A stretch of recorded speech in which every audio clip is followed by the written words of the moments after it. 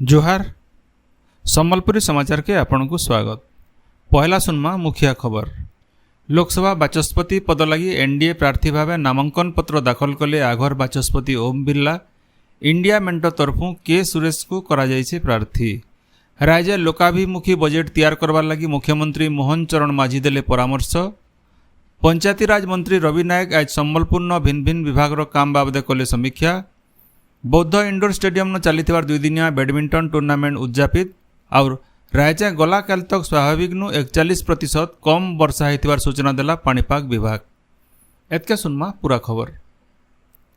लोकसभा बाचस्पति पद लगी एनडीए प्रार्थी भाव आघर बाचस्पति ओम बिरला आज नामांकन पत्र दाखल करिछन। सियाड़े इंडिया मेंटर प्रार्थी भाव बाचस्पति पद लगी के सुरेश भिल नामांकन पत्र दाखल करिछन। आवाकाल 18 नंबर लोकसभार बाचस्पति निर्वाचन हवा। सूचना अनुसार गलाकाल 18 नंबर लोकसभार पहला अधिवेशन थी प्रधानमंत्री नरेंद्र मोदी सहित केतेटा सांसद को कामचला बाचस्पति भर्तृहरि महताब शपथ पाठ करैथिले। 2 नंबर दिन आज बाकी थिबार सांसद मानकु शपथ पाठ करैछन। आबा 27 तारीख गुरुवार दिन राज्यसभा अधिवेशन मूल हवा। राष्ट्रपति द्रौपदी मुर्मू से दिन संसद मिलित अधिवेशन के संबोधन करबे।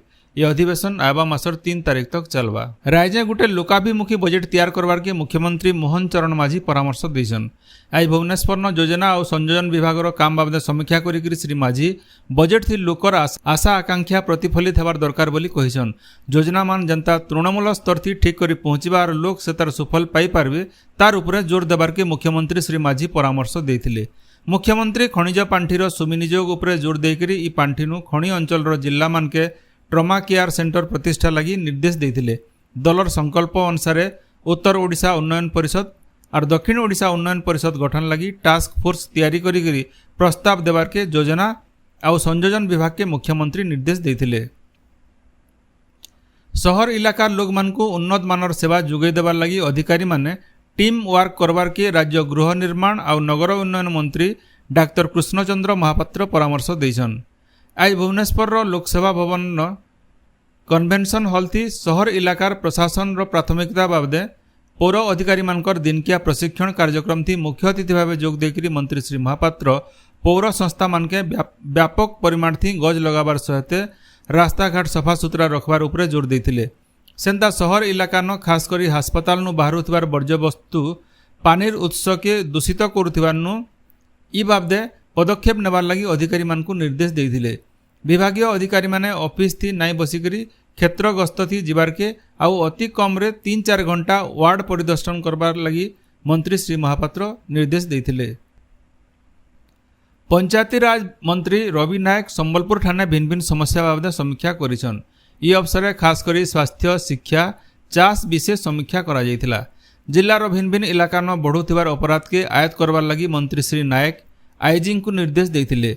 पाइन पाइप बदलावार लगी सरकार तरफु 100 कोटी टंका दिया जायतिला बिल क्या थिर लगी एब तक पाइप नाय बदला जाए बोली मंत्री श्री नायक विभागीय अधिकारी को प्रश्न करथिले। सेंता जंगल विभाग अबकारी विभाग जातीय राजपथ महानगर निगम शिक्षा स्वास्थ्य विभाग अधिकारी मानकु ठीक भावे दायित्व तुलावार लगी मंत्री श्री नायक परामर्श देथिले। इतार छड़ा मंत्री सबु विभाग अधिकारी मानकु 100 दिन कामर रिपोर्ट कार्ड मागिछन। समीक्षा बैठक थी विधायक जयनारायण मिश्र जिला परिषद सभापति प्रमुखंकर सहित आईजी जिलापाल एसपी उपस्थित थिले।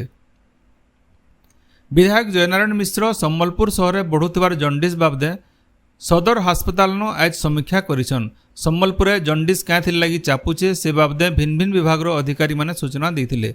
जनस्वास्थ्य विभाग और महानगर निगम काम के नेकरी विधायक श्री मिश्र असंतोष प्रकाश करथिले। युद्धकालीन भित्ति थी पानी पाइप बदलावार लगी श्री मिश्र जनस्वास्थ्य अधिकारी को निर्देश देवार सहित जंडिस आउ जनता नाय बढ़वा से लगी सीडीएमओ को तदारक लगी निर्देश देछन। एछन सम्बलपुर शहर जंडिस आक्रांतंकर संख्या 93 के पहुंचीचे हेले कुम्हारपड़ा इलाका स्थिति ठीक अच्छे बोली सीडीएमओ कहिछन। राज्यपाल रघुवर दास आज बरगढ़ जिला गस्तथी आसिकरी पाइकमालर कस्तूरबा गांधी मातृनिकेतन अंतेवासी आउ कर्मचारी मानकु भेटिकरी सेमाने सामना करुथुवा भिन्न भिन्न समस्या बाबदे पचरे बुझीथिले। ई अवसर राज्यपाल गुटे शिशु उद्यान भूमि पूजा करथिले।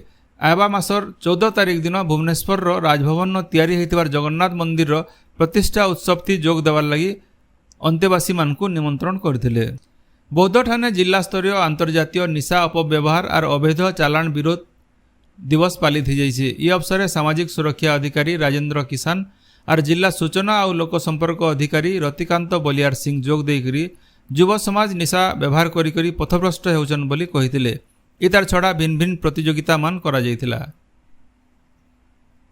बरगढ़ जिला पदमपुर पाइकमाल रास्ता भगतपुर पाखे आज गोटे सड़क दुर्घटना थी। दुई जनकर जीवन जाइथिबार बेले जने गुरुतर आहत होइछन। आहत जनकु बुर्ला डाक्तरखाना के अना जाइछे। इनो जने दिया जाई पारे जे आज मैदाने पाइकमालनु पदमपुर आड़े जाउथिबार बेले भारसाम्य हरेकरी कारटा दुर्घटनाग्रस्त होइथिला। बरगढ़ जिलार भटली ठाणे जय किसान आंदोलन भटली ब्लॉक शाखार कर्मी सम्मिलनी मानवरंजन महापात्रंकर अध्यक्षतान हो जाइछे। ये बैठक थी वरिष्ठ चाषी नेता लिंगराज विजय प्रधान सुशील साहू हर बणिया किशोर साहू जोग देकरी यह छिनी राजनीतिक स्थिति और संगठन निर्माण बाबदे आलोचना करथिले।